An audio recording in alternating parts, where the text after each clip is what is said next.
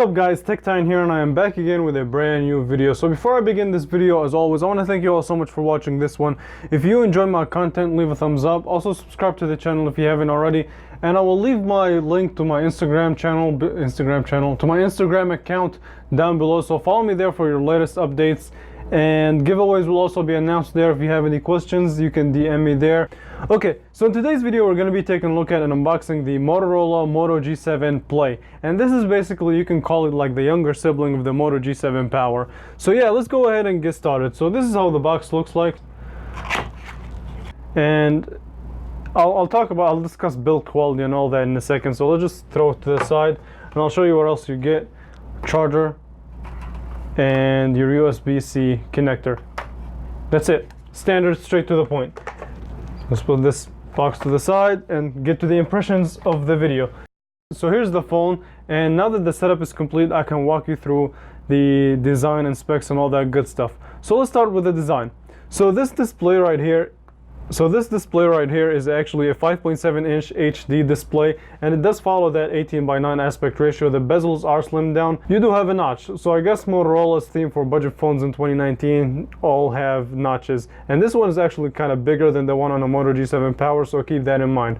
But as far as display quality, it's decent. It's not as good as the Moto G7 Power. I feel like the Moto G7 Power brings in a better display, but yeah, I mean, this is, like I said, the younger sibling, so and it is the cheaper one, so sacrifices had to be made in order to make this phone cheaper. Okay, now as far as the backhand side goes, it is just a slab of plastic, nothing shiny or like nothing that looks cool like the Moto G7 Power, which is kind of what I'm going to be comparing this phone to, even though this is the cheaper version. So yeah, keep that in mind also. And on the back, you also have a 13 megapixel sensor with a LED flash. So you get a fingerprint sensor, and you also have the Motorola logo. So you also have the Motorola logo right there. And on the bottom of the phone, you have your USB-C charger. On the right-hand side, you have your power, your volume up and down, and they're tactile. So they're really good there. So these are really good buttons. And on the front, you also have your front-facing camera, which is 8 megapixels.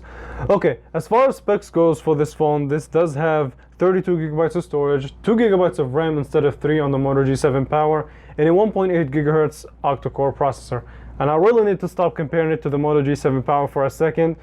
If you guys want to see a separate video comparing these two, let me know, because I'm definitely interested in doing that. But yeah, that's pretty much it for the design. It's pretty slick. It's nothing special, nothing crazy. It's small, compact, still packs a 5.7-inch screen, and I like it. I'm not really a hater of this design. So yeah, as far as performance goes, for the 30 seconds that I spent, so for the little time that I've spent using this phone, performance on here is decent. It's not really that bad. To me, actually, it's pretty comparable to the bigger brother, and like I said, I should have stopped comparing to the G7 Power, but I kind of have to last time, and it is comparable to that phone. So the phone app, for example, opens up pretty quick, the messaging app quick, so really little to no animations when opening the app, and you do have the twist to the wrist to launch the camera, so pretty cool. Okay, so performance-wise, as far as impressions go, they're pretty good, pretty decent. Now let's test out this front-facing speaker, and it is a little bit bigger. Oh man, here we go again. It is a little bit bigger than the G7 Power. Okay, let me stop. I keep comparing it to that phone, man. Yeah, let's just go ahead and test the speaker out. Top of music. I'm a huge fan of J. Cole, number one artist in my opinion. So yeah, I just use basically this guy's channel. It's called Yondo. Subscribe to him. He makes some really pretty cool beats. So yeah, let's test out the speakers and I'll let you guys know what I think about it. And this is actually the first time of me hearing the speakers themselves.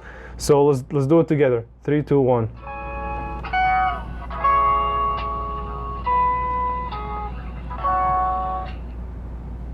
Oh, did not mean to do that.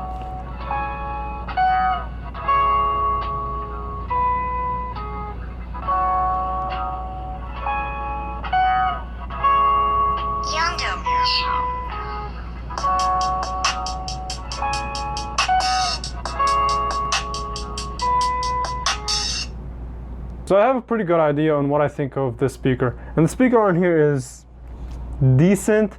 It does distort at highest volumes, and it does not really get that loud, but it is front-facing speaker, so that's the thumbs up for Motorola.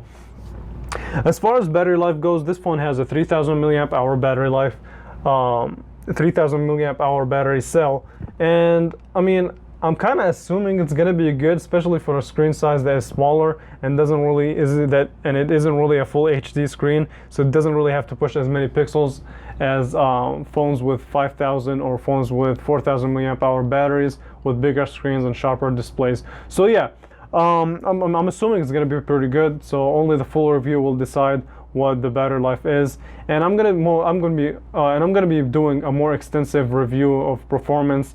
And if you guys want to see a separate camera review, definitely let me know. Hey, I'm open to suggestions. So yeah, I mean, I didn't want to make this video too long, because this was just a quick unboxing, really quick unboxing and first impressions of the Moto G7 Play. I'm excited to compare it to the Moto G7 Power, as well as see what the actual performance when using heavy demanding apps will be like, and what the camera quality will be like. So yeah, subscribe to the channel, stay tuned, and I will definitely catch you guys in the next video.